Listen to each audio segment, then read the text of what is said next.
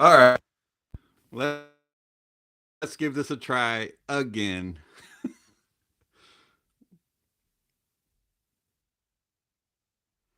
Let's see if anybody sees me on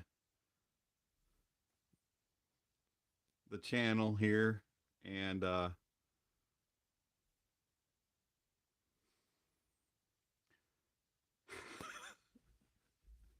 let's give this a try.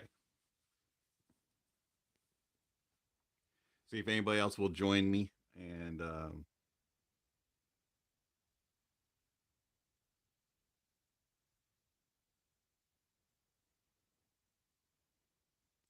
right, we got two, we got three.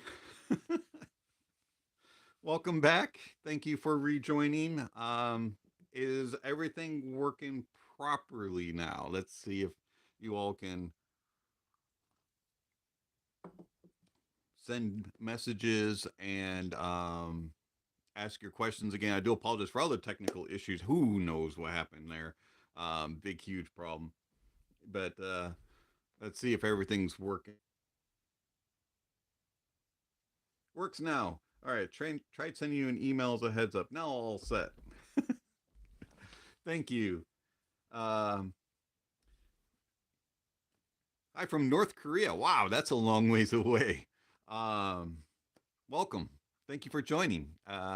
Curious, what time of day is it in North Korea? Is it already Saturday, or is it late Friday night? That's a long, long time. Israel, welcome, John. Wow, we've got some long distance callers today. Thank you very much. All right, so yeah, for you that are just joining back, if you find us and I have no idea what happened with the settings when I set up.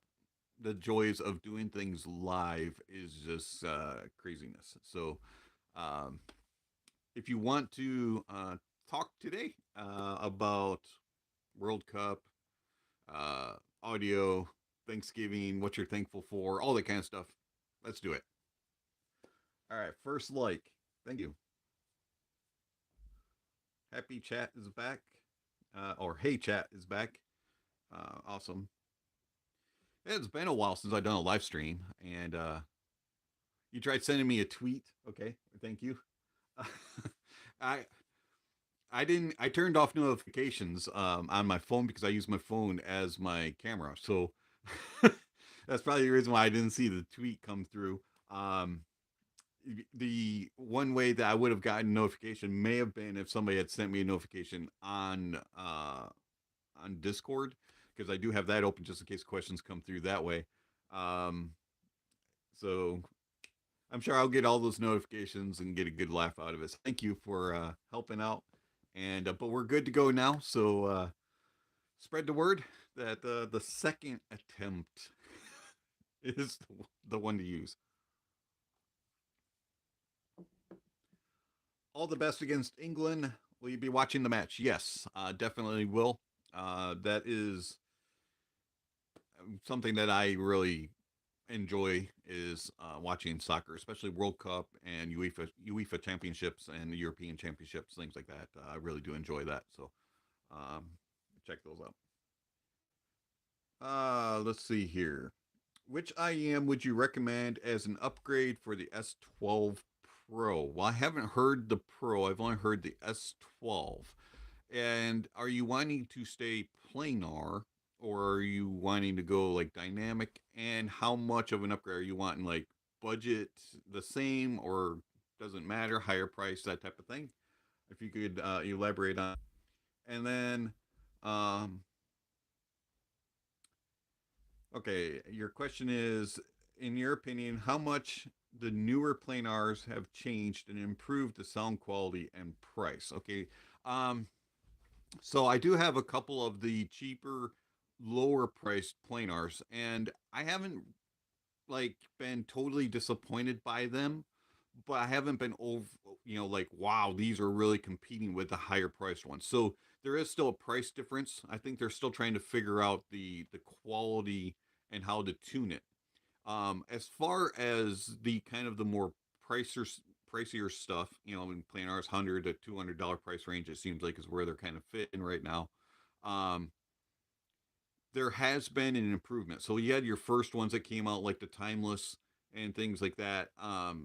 And they were good, but they struggled a little bit with like detail retrieval, a little bit of resolution issues, and maybe we're a little bit more warm. Some of the newer stuff since the S12, some of the newer ones have improved in that, especially in detail retrieval. They've really done a good job. One area that they do struggle a little bit still is resolution, especially one because they're elevating some of the higher end and uppers, and that brings in some harshness and graininess.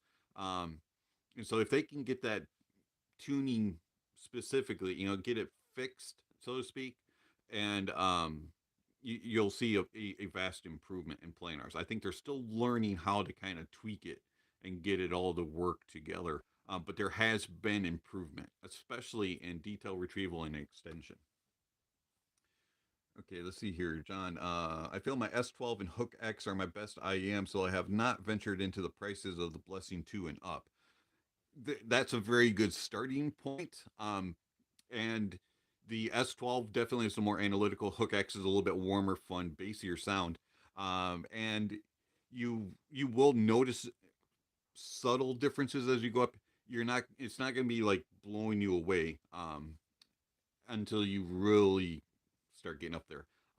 But Blessing 2 would be a step up in certain regards. It's going to give you a little bit bigger of a soundstage and a little bit better detail retrieval and resolution, but also at the same time, it's a little thinner in note weight.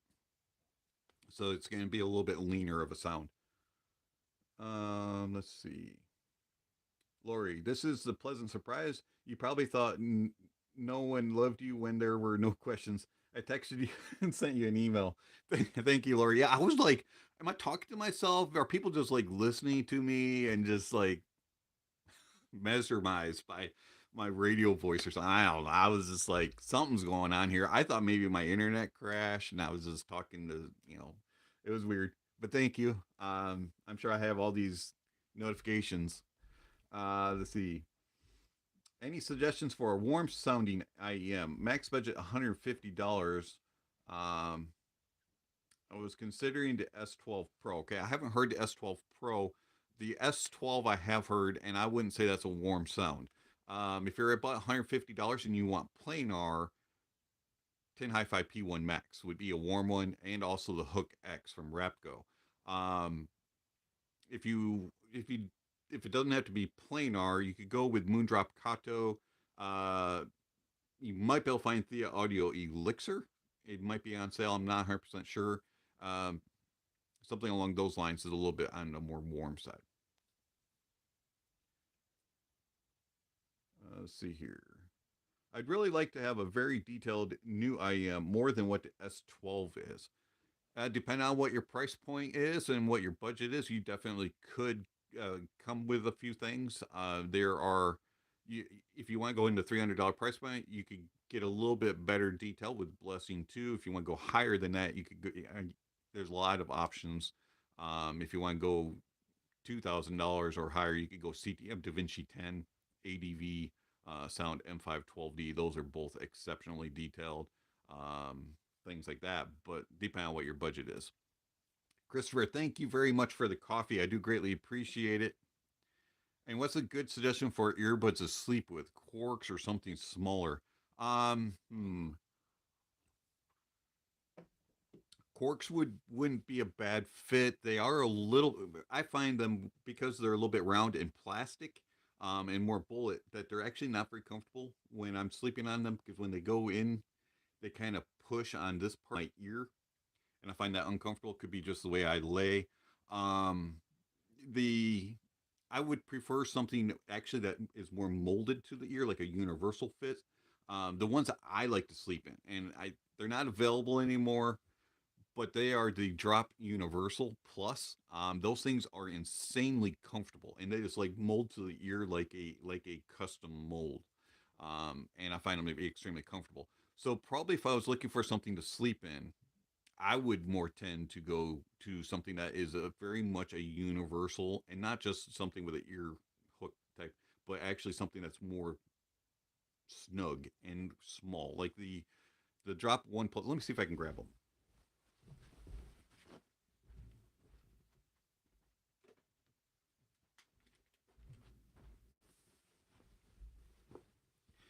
Okay, so the drop plus universals,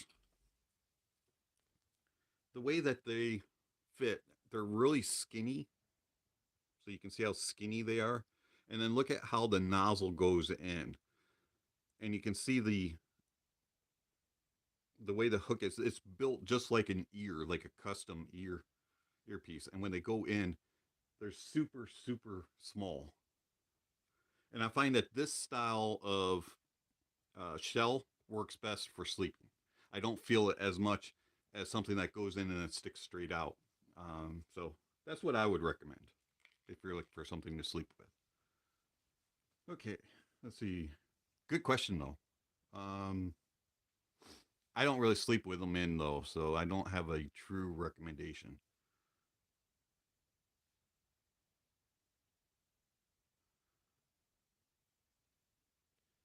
John, I can't raise my mic level. It's a USB mic. So what I'm going to do is I'm going to move my mic down, see if I can get it a little bit closer.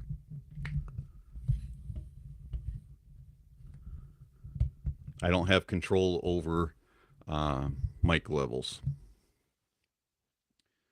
All right, so hopefully that's a little bit better for you. Glad you're back. Thinking of snagging a topping G5. Any thoughts on that? I haven't heard the G5.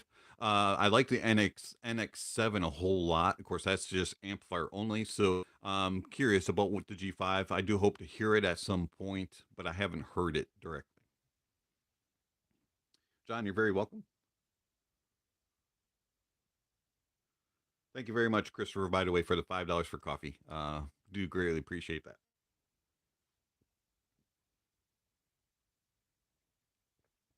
Okay, so S12 is amazing. Have it and love it so much. You regret it. It's good to know. I mean, I like the S12 a whole lot, and from what I hear, they did improve just the slight little niggles that I had with it. A little too much elevation, a little bit too much brightness, hotness, and aggressiveness. So can't go wrong there. S12 is clear and balanced, and would not call it warm. Maybe with a tiny bit of EQ. Hook X is slightly warmer. Yeah, absolutely. Um, the S12 does come across also in a little bit more of a forward aggressive type of presentation than the Hook X. Uh, so if you're a little sensitive to upper mids and lower treble presence region, being a little bit forward and that kind of fatigues you, S12 may bother you a little bit. Any other warm sounding IEMs that may or may not be playing on ours? Yeah, the Audio Elixir, Moondrop Kato. Let's see, you have a couple of the lower $100 or less ones. You have the Dunu Titan S. You have the Tin Hi-Fi T3 Plus. If you want something that's a little bit more natural warm, not quite as thicker warm, lushy sound, you could go with a Tin Hi-Fi T2. If you want something that's bassier and more fun sounding warm, you could go with the Tin Hi-Fi T2 DLC. There's all kinds of options there, and it's that is a big area that are lots of options. It just kind of depends on exactly what you're looking for in your tuning. I'm gonna I know a lot of people like the ICO OH10s, and I'm not actually a fan of them very much. I know that that's kind of a view that is not very common, but unfortunately for me, I just found them to be aggressive, and they actually the upper mids and lower treble region was just it was fatiguing for me.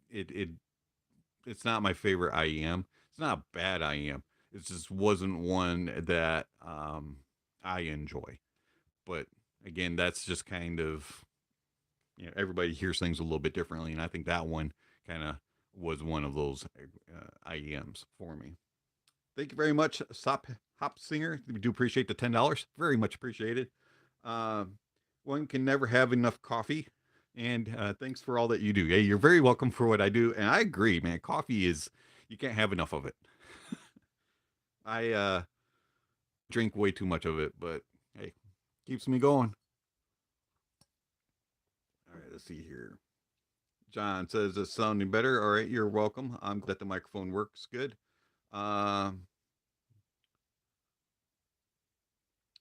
Better ear tips, spin fits, or aslas, or something else. I actually like all of those. I like this. Their CTM Flexi tip is actually really good. I like both of theirs, either the olive shaped ones or the dual flange, and I recommend those. And they're fairly cheap. They're like I think they're less than $10 for a package of like you get 6 or 7 of them.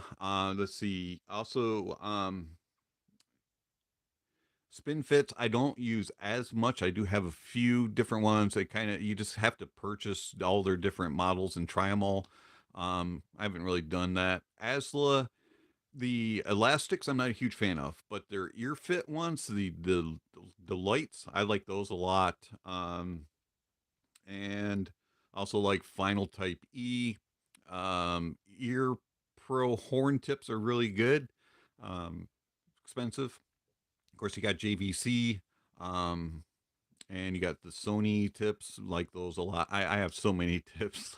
um, don't really use foam tips. The foam tips are kind of, I have them there in case I need them, but I don't normally grab foam tips.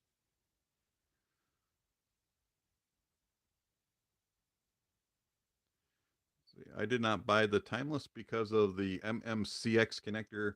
Can't bring myself to trust that, but they're probably a very good set. Yeah, the AE version. I understand the MMCX. It's not my favorite connection. Some manufacturers do it better than others, and then some are just kind of like, yeah, I'm just going to slap this cheap thing on, and then they break. And sometimes they're extremely hard to get on, sometimes they're extremely loose. It's just kind of a pain. So I get it. I do prefer 2-pin connection, or some of the proprietary type of connections that some of the manufacturers go with over MMCX. It's kind of like my same beef with 2.5 and 4.4. I prefer 4.4. I'm not a big fan of 2.5 connections just because they're smaller, and a little. I've broken a couple of them, so I prefer 4.4. It's just more sturdy. XLR obviously is more sturdy too, but um, yeah, it's just kind of a one way or the other, preference. I don't write off a product because of the connection that you use. Um, but at the same time, it does go into my mind a little bit. So I get where you're coming from. But if you get an opportunity to hear it, all right, let's see here. Lots of questions. You are considering the 10 T3 Plus. They seem to be exactly what you're like. Hey, yeah, the T3 Plus is a very, very good IEM for its price point, and it's got warmer, lush, but not too thick and bloated type of sound. It's got good bass impact, and it has a nice natural tone to it with just enough sparkle and energy in the uppers. And so yeah, I like the T3 Plus a lot. I really do enjoy that, and can't go wrong with that one in my opinion. Do you think the variations is worth the price?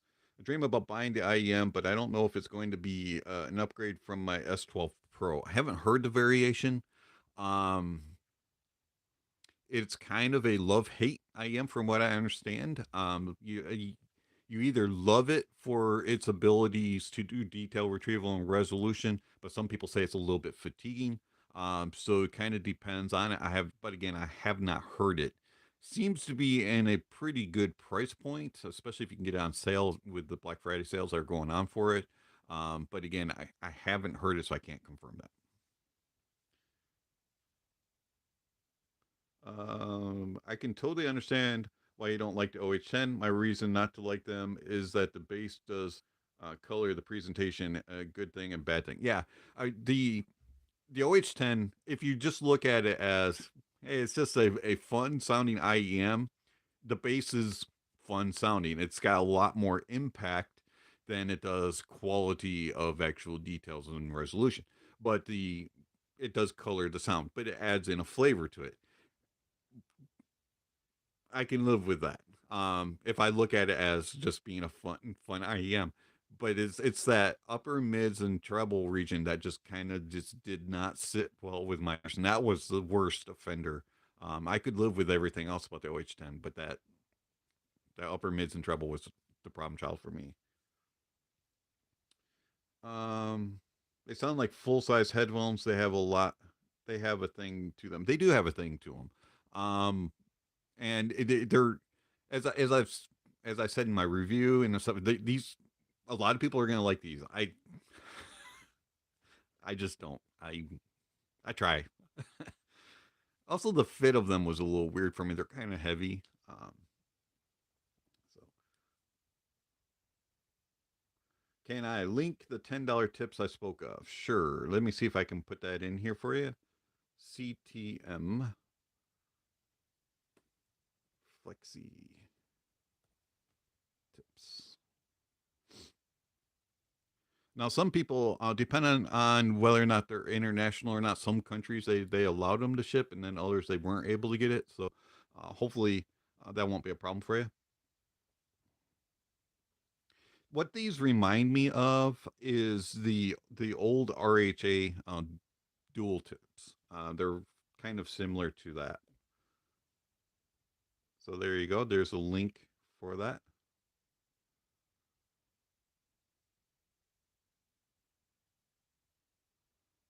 Hey, from Bangladesh. Awesome. Thank you. When I was in elementary school, um, I used to do. I went to a private Christian school, and we did video um, school. So you watched a recording of a classrooms, and one of my teachers actually used to be. She was from Bangladesh, and she lived there. It was pretty cool. Um, but I don't remember.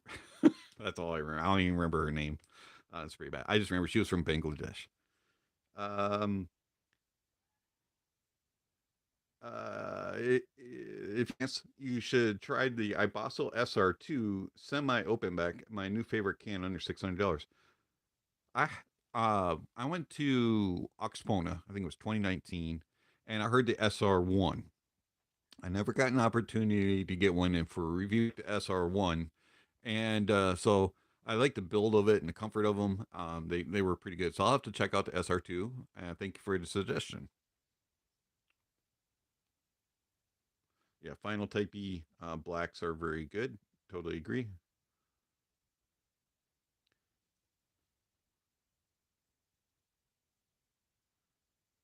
Okay. I understand that. I mean, I love MMCX. HD says I don't AMs, which are 2 pin. I've been using the 10T4 for 3 years without any issues. Cool. Do you change the cable a lot, or is the cable just permanently on there? I think that where the MMCX has problems is if you're constantly changing cables, um, and that can loosen it up and cause issues and break things. Karst, to me, the S12 Pros are slightly sibilant for live recordings coming from the Blonde 03. I wonder if foam tips would help calm down a touch. They could, or this is going to sound really weird, but actually sometimes wide bore tips will do the trick. And so try the Asla ear fit lights. They're the blue ones. Try those. See if that fixes that. I know I haven't heard that, so I haven't tried those. But sometimes I find that wide bore tips actually balance things out a little bit, and it removes some of those uppers. It sounds extremely strange, and you would think that's not going to work, but at, on some IEMs, occasionally that works. I find that foams also do the trick, but foams can what's the word I want to use? Can futz with the with some of the other frequencies, and it'll mess things up a little bit also. So give it a try. See what you think. The CTM Flex also fix that, but I don't know if they would work well on the S12 Pro. I didn't exactly care for them a whole lot on the S12 itself. I like the dual flange ones better on the S12. Let's see here. Hey, you're welcome for the link. Is the flatter the frequency, the better frequency response, the better the sound? Not necessarily. So it depends on what you're looking for, and it depends on what's being measured. Um, Also, it depends on whether or not you want something that's more Harman target curved, or if you want something that's a neutral sound. Now, a flat frequency response, you don't want true flat, because then it's going to sound flat, it's going to sound boring, and it's not going to sound accurate. A actual neutral stage is going to have, or a frequency response is going to have some bumps and peaks and stuff in it, and so you kind of want that. You don't want huge elevations. Is where you are going to run into problems on frequency response. So you just kind of have to learn what you're seeking and what you believe is neutral and natural. Um, but you don't want it to be completely flat. You know, like if you've ever messed around with the EQ and you're like flat and it just levels everything out, you don't want it to sound like that because that's horrid sounding. Um, you do want some peaks and valleys, but you don't want excessive peaks and valleys. So, in my opinion, closer to the flatter, I guess, is what I'm seeking, but not necessarily true flat.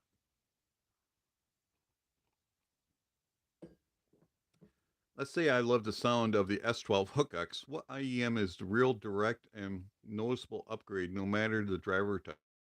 The Dunu SA6, and they're great, but not an upgrade. Okay, I haven't heard the SA6. A direct upgrade from the SX, no matter the driver type.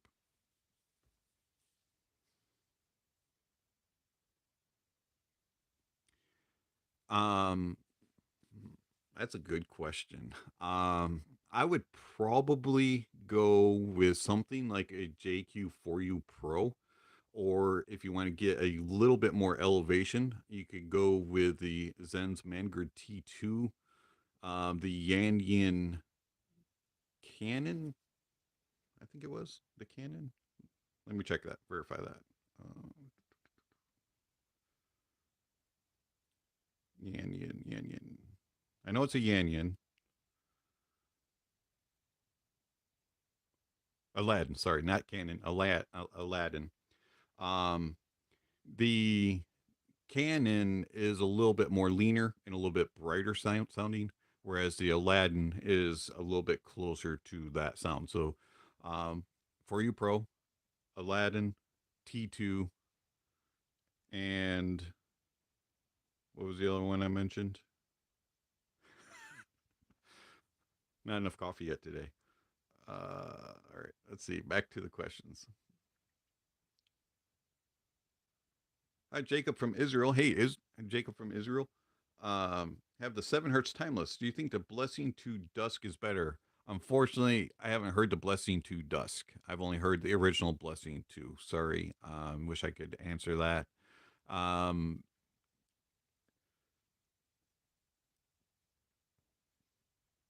I also had the FIO FH5, John K says, and they're great, but weren't better than planar. SA6 FH5 are much more dollar reduced than the S12 and Hook X. Yes, definitely they are. Um, Price doesn't always indicate that it's going to be better, just different. Um,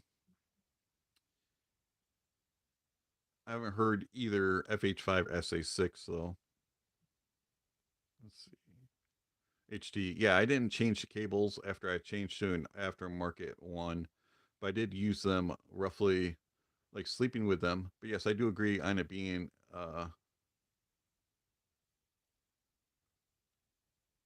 if and when changing the cables. Yeah, in regards to the T4 and MMCX. Yeah, if you use the T4 or any of the tin hi-fis with MMCX connection or any IEMs with it, if you're constantly changing cables, flipping. Oh, let's try this one. Let's try this one. Let's try that. And you're going to damage that MMCX a lot quicker than you would a 2-pin.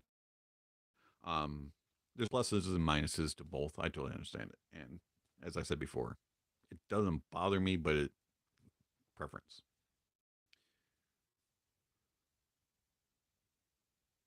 Thank you, John. I appreciate the $6. Appreciate that very much. Let's see here. Do Madawatt says, do DACs and amps really matter? It depends.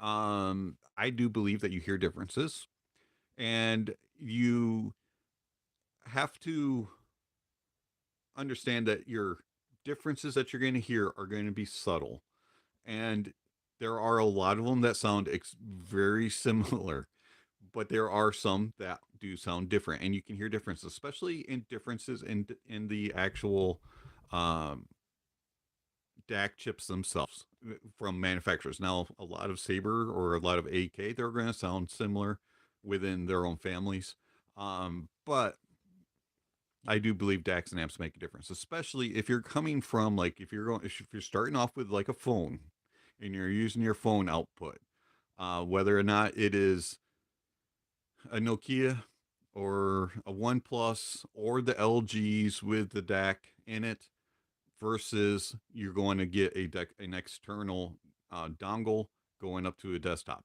There are subtle differences, and you can hear differences. Some are better than others. I do truly believe that there are differences in it, and you will hear an improvement.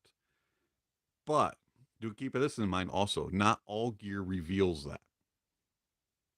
And I'm not saying that to be an elitist or to be some sort of, you have to have higher, more expensive gear in order to hear the difference. That's not what I'm saying. It's just some gear are not as revealing and as resolving as others, and so you won't hear the differences as well. You can literally take a headphone output of a DAC of a digital audio player or a phone, and then play the same song and track with an external DAC from your PC. And with some headphones or IEMs, you won't hear a difference. You'll be like, this sounds the same. And then you can change the headphones, play the same exact song on both, again, with a different pair of headphones that's more revealing, and you will hear a difference between the two. It all kind of depends on the gear that is being used. There are differences. And I know that there's a lot of other things that apply to whether or not it's impedances, outputs, things like that. There's a lot of variables that go into it, but I do believe that it does make a difference.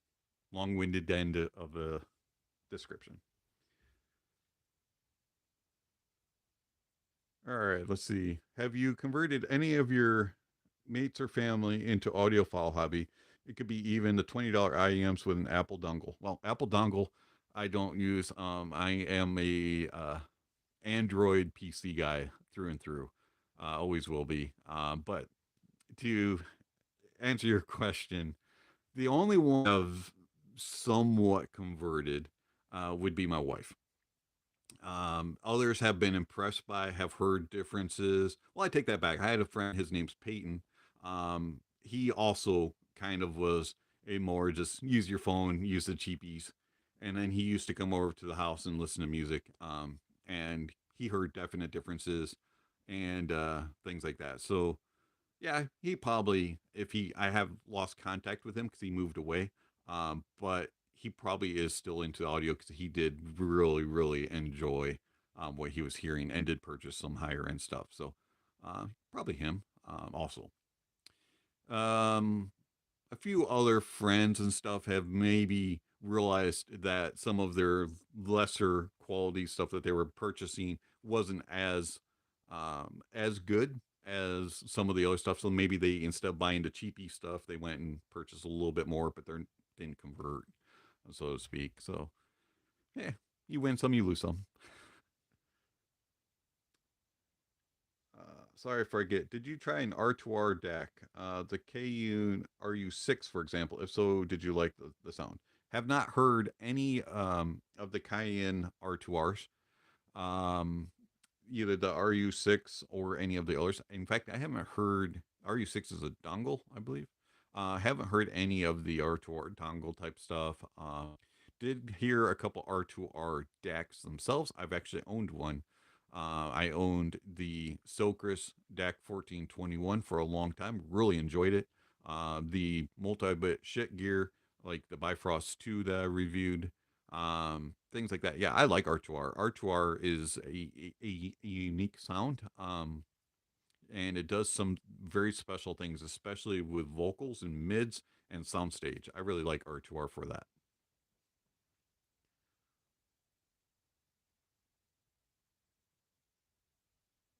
You just have you're an Android guy too, and PC guy, and just have the dongle.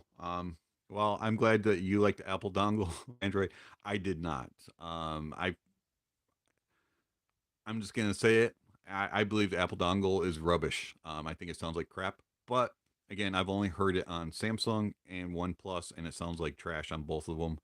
If it sounds good on whatever else you have, and you enjoy it, cool. Unfortunately, I do not like the Apple dongle. Let's see. Are you going to review the Truth Ears Hexa and the is that awful? A fool? All Performer 5. AFUL. That's a terrible name. Hopefully they sound good. That's meme worthy right there. I don't have one of Performance 5 inbound at the moment. I have to look that one up. The Hexa is inbound. I do have a Hexa coming, so we'll be getting a review of that one in.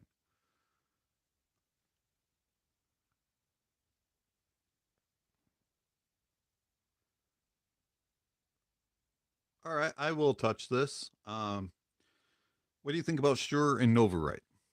All right, so um, Shure and I have had some history.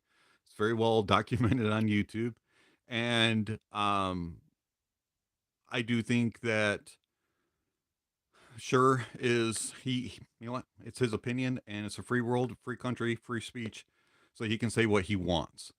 I do think that at times he is too um, brash and too he incites things and he uses inflammatory words, and also at times he does say uh, things that are bullying. For example, saying that people that are fat are bad at audio, saying that people fat because they can't read nutritional value on food and are bad at audio and they don't understand graphs because of that. Basically, saying someone is dumb. That is wrong to say, and he should be um, called out for that, and that's what I did. As far as his thoughts on opinions about reviewers and gear, that's his own opinion. That's fine. Don't be a bully and don't be attacking people. That's wrong. But if you want to just say an opinion and give your piece about it, say it and move on. But don't attack and bully people. There is a difference between the two. Personal attacks are wrong and should not exist. Period. As far as Novarite, I really don't follow him. As if all I ask of a reviewer is listen to the gear and use your ears along with all. If you want to use graphs and measurements, that's fine. That's your way of reviewing. But if you're going to give an opinion on a product, at least hear it or make some sort of statement saying, I have not heard this, but I think it may be doing this. Um, at least listen to the gear before you make some bold statement about something being rubbish. All right, here. Hey, Conine. Hello, hello. Amfire, hello. Hi, Dave. Been looking for a fun sounding IEM. What would you suggest? Love the channel. Hey, thank you. Glad that you enjoy the content. Looking for a fun sound. Do you have a certain budget? There's all kinds of sound there. Are you looking for bassy or just like a more natural, fun, lush type of sound, or what do you consider fun? if you could give a little bit of information there, Empire, I will try to answer that question for you. Let's see here. Wow, lots of questions.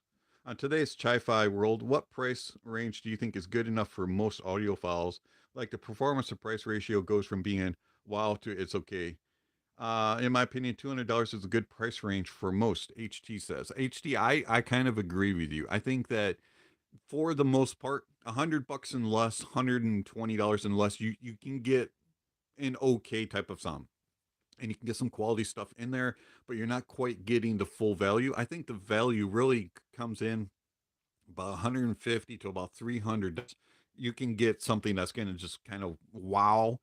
Once you get above the 300 price point, you can get more wow, but it's in different ways. I actually do think that about 150, 300, maybe a 350 stretch it. That's for the majority of people. If you pair that up with a decent setup, you're going to be good to go, and you're not going to really need anything else. Now, if you're picky, you're really looking for something, those other price points can come in. But I do think 150, 350 bucks, you're going to be able to find probably what you're looking for and be very content with it.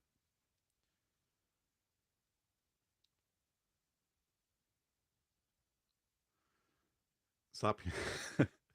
Stop cop singer. I always bust out laughing when I hear someone talk about shit gear. Yeah, absolutely. It's like it's like when somebody says, they're talking and they're like, it's our duty. I mean, it's like duty. They said duty. It's kind of the same, same way.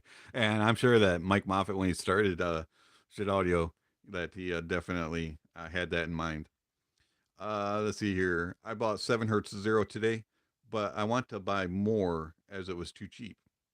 Understandable. 7 Hertz Zero is actually a really good starting point. So, um, curious to see what you think about that one. All right, let's see here. What do I recommend below $150? There's all kinds of stuff, depending on what you're looking for. Under 150, and this will include sale prices right now. You got Tin Hi-Fi P1 Max, Shure S12. Excuse me, S12. Let me get a little. You got the Shure S12s. You got the Tin Hi-Fi P1 Max. You got the Moondrop Kato. Um, 7 Hertz Timeless is on sale for that price tag. You got Tin Hi-Fi T3 Plus, Tin Hi-Fi T2, the original. You got the Dunu Titan S, and there's all kinds of others. I recommend that at the very top. Oh, wait, no, hold on. I did not put that back in. That's on the old one. Let me share this again. So copy, go over here. I'm going to put into the chat link to my tier list, and you can check that out, sort it by price, look it all up. It'll give you all your price ranges of that. So let's see what else we got. Yeah, exactly. HD. I've been considering the awful a fool I am clearly for the memes and um, let's see.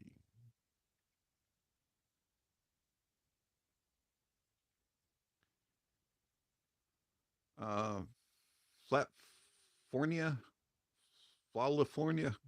What you think about the FIO M11 Plus for 650 on Amazon? That's a pretty good price. Opos might have it cheaper. The M11 Plus is a fantastic. Have plenty of power for the majority of DAPs, or excuse me, I'll spit it out.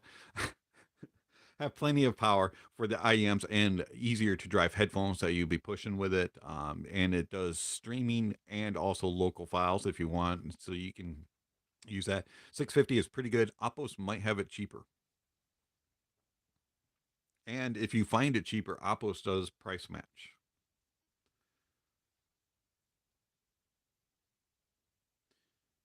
John K, I do agree that Shure is too personal, too targeting, and not nice.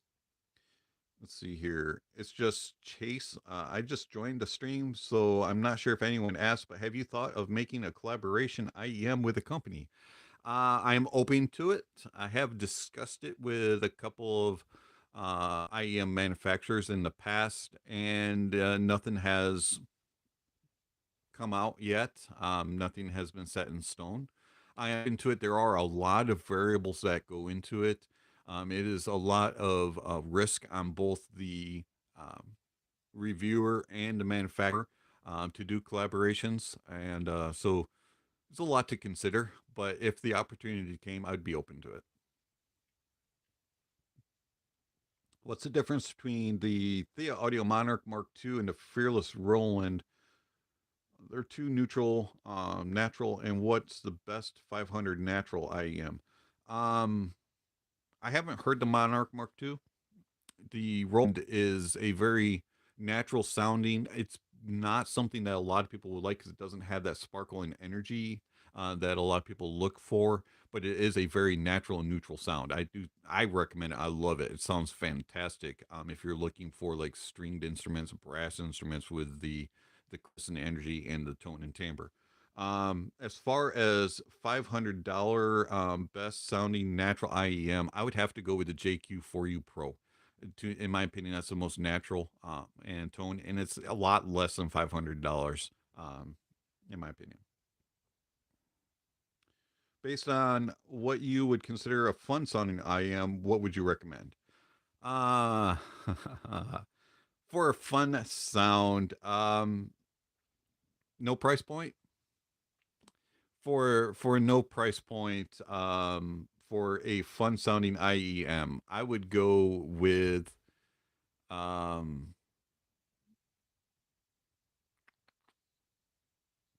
there's several. The Oravetti OH 400s are actually really fun sounding. They're really good for metal music. Um, so that would probably be my pick for around $400 $500. The other ones that you could go with, you have the Endemese Ray Penta is actually a very fun sound, fun sounding IEM. Um, let's see.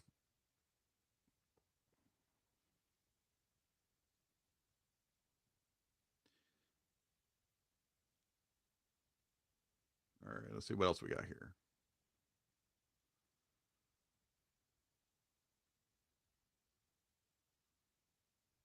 Do apologize, my screen flipped here. All right, based on what you just read that one. Yeah, even if English is not my first language, awful naming is awful, but it looks like a great set. I haven't really even looked it up. I'll have to look it up and take a look at it. Um, but now you piqued my interest. Let's see. I have not tried the FIO BTR 3K Amplifier 12. Have not heard that one. Chris, what can you tell us about Sivga as a company? What's their style and who's their target audience? Sivga, they're I like Sivga. They are a very thoughtful company. They've sent me some gear. They've reached out. They've always when I've given them some information and feedback about the gear, they've always taken it and rolled with it and said thank you and applied it going forward. Um, they have always um, accepted negativity and positivity. They don't just require positivity, and they have learned from their mistakes. As far as their build quality is phenomenal. They're compared to a lot of other in their price point, they put a lot of things to shame. I really do like Civica's build quality. They put a lot of effort into making it comfortable and looking good, and at the same time being durable. Um, Sound wise, I think that they're kind of looking for a more natural and neutral approach to things with a little bit warmer side to give enough of a fun character without being boring and all that. Um, they do look for a more natural approach to things. Um, have they always obtained that? No. But are they improving? Yes. Over the last couple of Civga products that I've reviewed, I have noticed an improvement when it comes to tonality, especially tone and timbre has gotten better on the last ones. So I do think that Civga is improving. They're a company that grows and appreciates feedback from the community and learns from it. I think that their target audience is kind of just the for everybody to meet the masses type of an approach. Keep it in the middle and please both sides of the party. Ray Dell, I do not recommend any CCA or KZ products, and there's been a lot of documentation on my channel as to why. They are not a ethical business practice, and they are misleading in a lot of their marketing, and so I do not recommend KZ or CCA or QKZ products.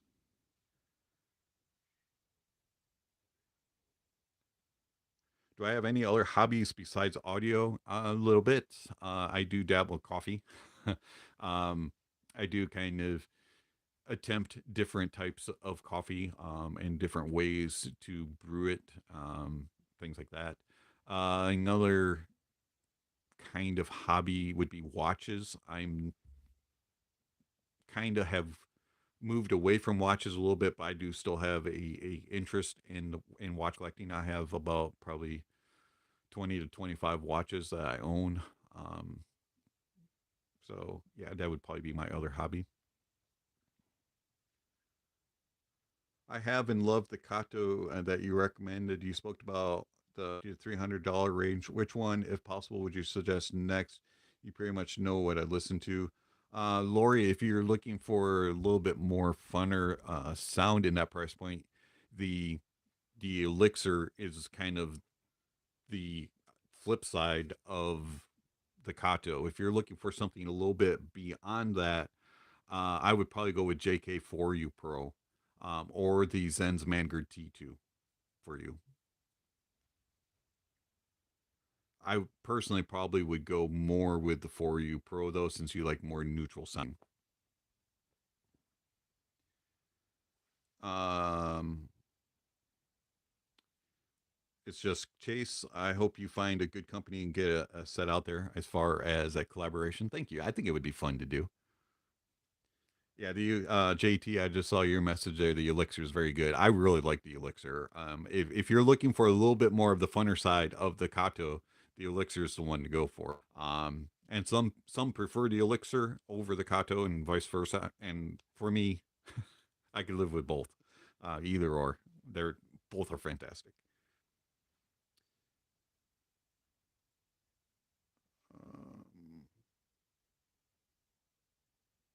Um, what was the one that you mentioned for metal? Oravetti OH400 was that one.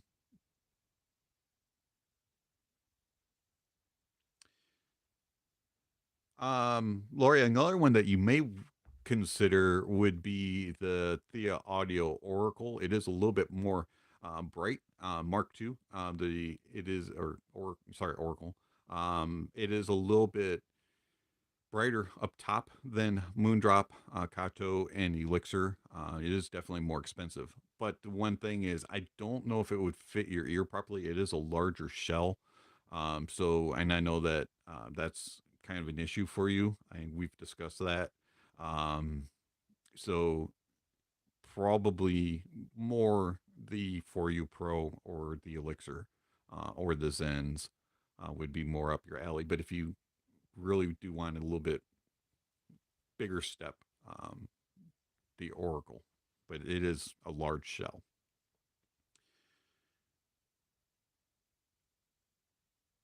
Is the P1 Max a good buy at $55? That is a steal of a buy. $55 for a planar that is natural neutral. Heck yeah. That is in price. $55. Wow. That's insane. The I would not go with the Olina or the Dioko. Not either one of those are a fan of mine. For the P1 Max, you do need some power. If you are using your phone with the extra money that you're saving by by getting the P1 Max at $55, get yourself a good dongle or use it with a desktop setup if you have that. $55 for a P1 Max is crazy good price. Where do you see that price tag? Because other people need to know that, because that's craziness. Jojo Omega says, do a collab with Tin Hi-Fi, the D1 Max. Call it the Big Dave. Hey, if they come calling, I'm open. Let's see here. Thank you for the spreadsheet. You're welcome. Hopefully you find that a little helpful.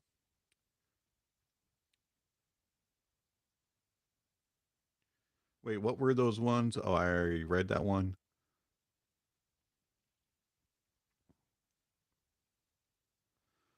What is the IEM and DAC you carry when you are out and about? I carry my BTR5 and Tin Hi-Fi T4 with a bit of EQ. Well, I usually am using a dongle, and where I am. I actually don't carry things around with me too often. That is something that is not really something I do too often unless I'm testing for a review. But if I were to something and go, it's probably going to be a periodic audio rhodium with the drop plus universals. Those, because they isolate so well and they're small and they're super comfy. That would probably be what I would use just on a regular trot around the neighborhood or out and about. I don't really carry IEMs with me unless I'm reviewing them out and about. It's just me. Let's see. As far as DAPs that I do use a Sony WM1A. So, like, if I'm taking a trip and going to be staying overnight, that's probably what I would carry with me is a Sony WM1A, and I would probably take my CTM DaVinci 10s. HT, you suggested the Kato to me for a warm sounding IM, but many put the Kato as a neutral IM. A bit confused. It is a warm, natural, and neutral sounding for the Kato. That's the way I describe it. Some people do say that has some elevation and that is a little bit on the brighter side for them. I do not hear it that way. It kind of depends on what you're using as your source as well. But I do not find the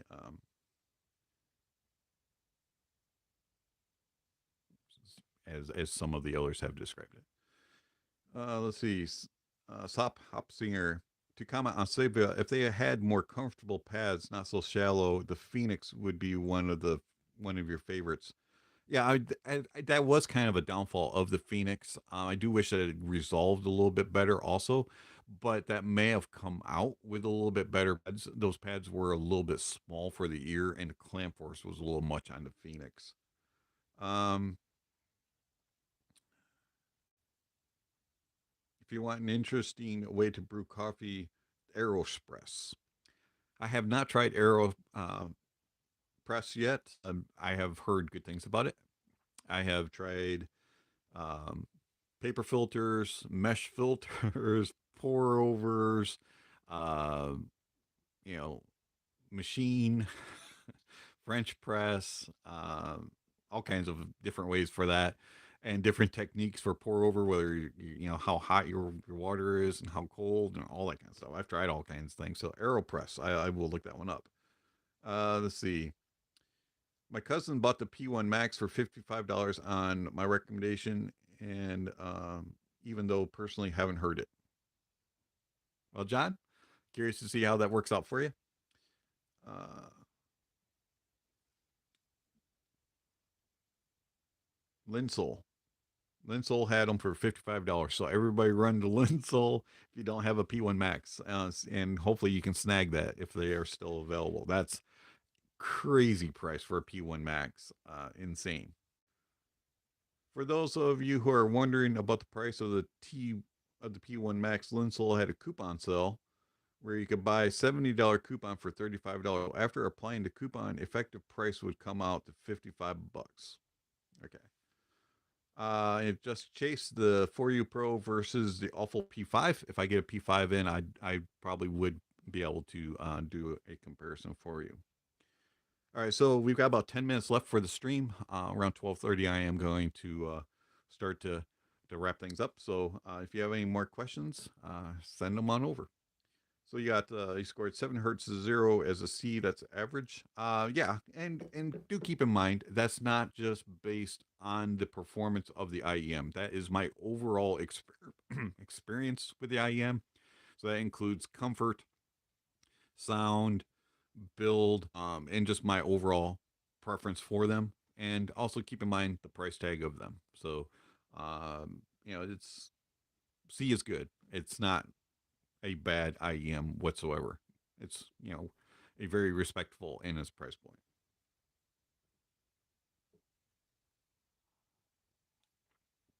On my website, I have a write up here. I will drop this.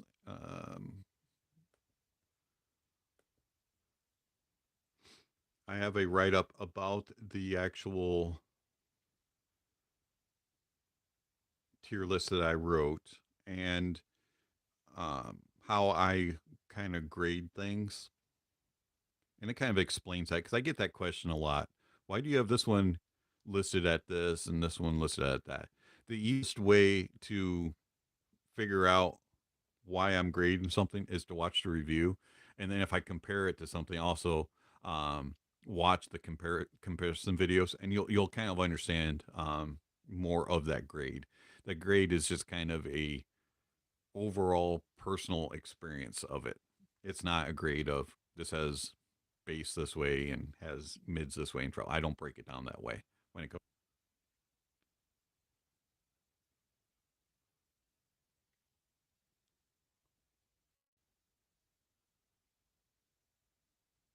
Okay, so let's see here. HD, do you think audiophiles or some audiophiles forget to enjoy the music when thinking about the variety of gear? And has this ever happened to you? Oh, absolutely. I think that a lot of times people in audio, especially reviewers, will get caught up on the actual gear itself and will be looking at all the capabilities of the gear and will forget about music being the most important and music being the key and the enjoyment of the music. And they will start enjoying the gear more than they will the music. Has this ever happened to me? Very few times. I'm very much focused on music and music reproduction, and I want it to be as natural and accurate as possible, and that's what I seek. And so I don't use the gear in that way. I focus on the music reproduction of it and how it does it. But yes, a lot of, in my opinion, several reviewers have forgotten that music is the key instead of all the capabilities and graphs and measurements and all the components and all that.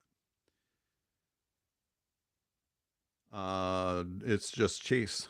My bad. Giz Audio praises it highly, and that's understandable. And the JQ4U Pro looks interesting. Listen to mainly metal, so it's hard to find good sets that don't fatigue. 4U Pro might not be the best IEM for metal for you. It's not as dynamic and punchy as something you might want to um, look at the Zen's Manger T2 that had a little bit more dynamicism to it. Might be a little bit better for metal than the 4U Pro. 4U Pro is a little bit more on the neutral analytical side of things. Um,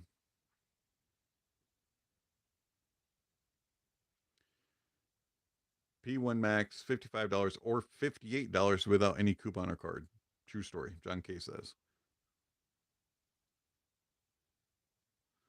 What gear would you suggest for a mobile audiophile who doesn't want to spend too much money? Okay, so if you're going to just use your phone and you're going to use a USB-C dongle, um, and you don't want to use the stock one that comes with your phone, which most manufacturers now chuck one in the box, and they're usually decent, but not anything great. So let's say you're going to upgrade to at least a external USB-C dongle and an IEM. And let's do it with the cheapest that I would recommend is the 7 hertz 71 dongle. Comes in about $35. And then as far as an IEM, that kind of breaks down to what you're seeking in sound. But if for me, what I was seeking for sound, I would go with the Tin Hi-Fi T2 as my starter. Um, get the original T2 and the 7 hertz 71. That would be kind of my baseline. And you're looking at about roughly somewhere in about the $80 price point plus whatever your phone cost.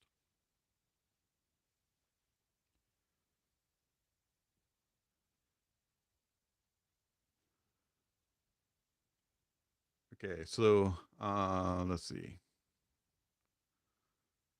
Don't want to step on any toes, but based on some questions, if I wanted to send you a link to a product, should I just email you rather than post it? Yes, you won't be able to post it.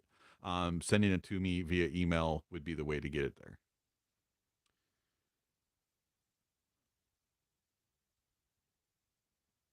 Do you think different? Do you think triple drivers, dynamic BA and E stat is a better IEM? Kind of depends. I find that with IEMs and headphones, it kind of varies on the implementation and the tuning. So you can throw 100 drivers in something and have all kinds of varieties, and it'll sound fantastic. Or you drivers in it, same thing, and tune it totally wrong, and it'll be the worst sounding IEM headphone, whatever that you can have. So it doesn't necessarily mean that more drivers or better implement or better variety of drivers is going to make the difference. It's all about the tuning and the implementation. And then also some drivers do certain things a little bit better, in my opinion. Dynamic drivers, for example, tend to have a little bit better tone and timbre, and a little bit more dynamic ism to them, a little bit more oomph, so to speak, especially in the lower end. Plain R's tend to be a little bit more detailed and a little bit more resolving, um, and have good extension. And then E stats are really good with detail retrieval. They're super fast and good resolving. So it kind of depends on the mixture of things, but really it does come down to the implementation of the drivers and the tuning.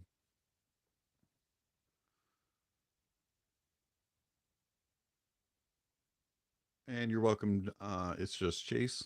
Uh, animation. What do you think about Abyss?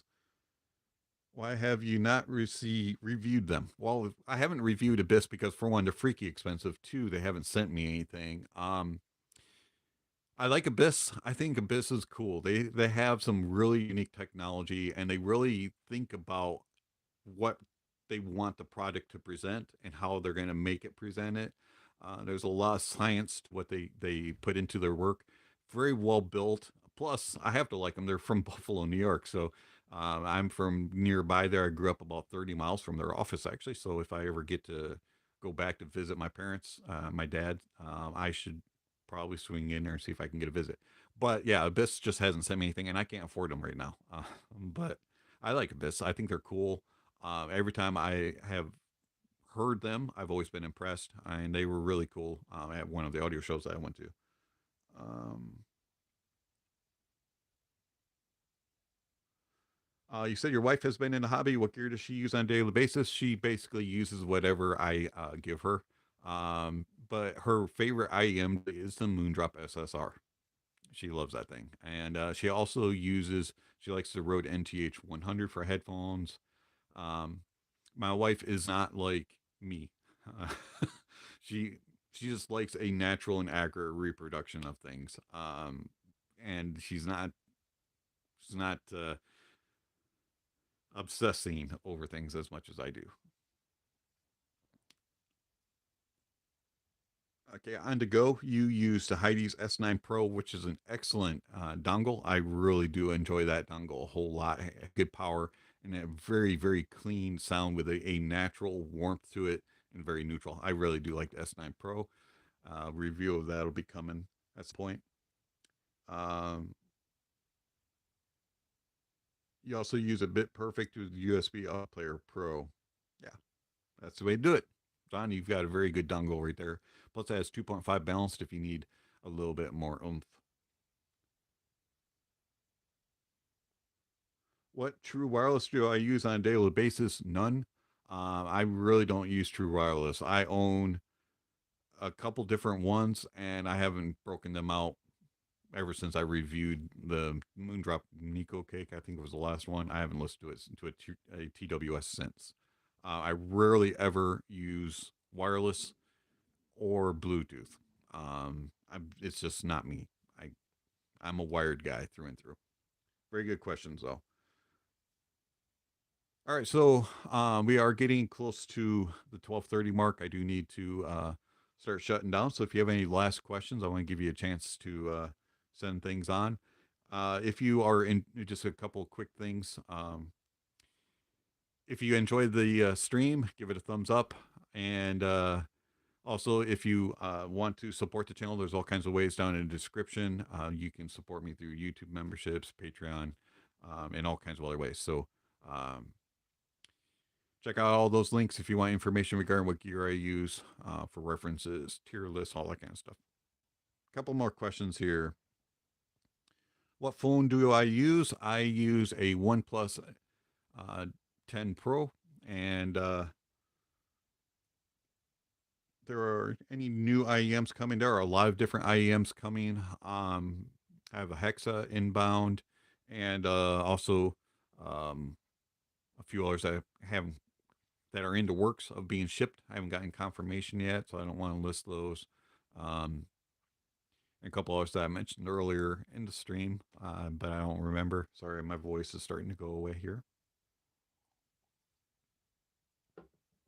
Lori, totally agree with your wife.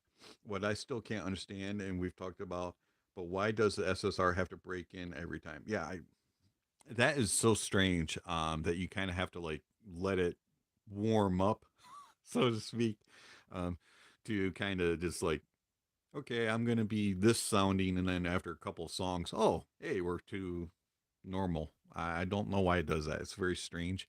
Wonder if Moondrop would be able to explain that. Currently, I listen with all I got, which is S12, the Hook X, OH10, OH1, T2, T3. Rarely use the ZS10 Pros, and soon Akato. Used to have more in the past. John, you got a nice little collection there, and I don't blame you about not listening to the KZs. All right, let's see here. Stop Hopsinger, go Team USA. And no, you're not referring to the newspaper. Absolutely. Hopefully, the red, white, and blue can take down England and get those 3 points in the standings. Get those awful ones in. Okay, I will check and see if we can get that. So the Awful Performer 5s have a huge coordinated hype campaign. Quite entertaining. I don't know about that. HT thinks that England will win. Truthfully, I'm just hoping for a draw, and then we can beat up Iran, and then beat out Wales for the goal difference. That's what I'm hoping for. But I'd be ecstatic if the USA does beat England. All right, so we are going to close out the chat. I do appreciate everybody for showing up today and bearing with me with all the technical issues. Don't watch the first edition. I'll probably just get rid of it and watch this second attempt. So I do greatly appreciate it, everybody joining, and it's been fun. Thank you for all the big questions, and appreciate it. If you have any other questions, drop them down in the in the chat comments of the video once it loads, and I will answer all those as well. So thank you very much for swinging by. Do greatly appreciate it. You all have yourself a great day, and go Team USA. And microphone don't fall down. All right, go Team USA. Love you all. Have a good one. We'll do this next time.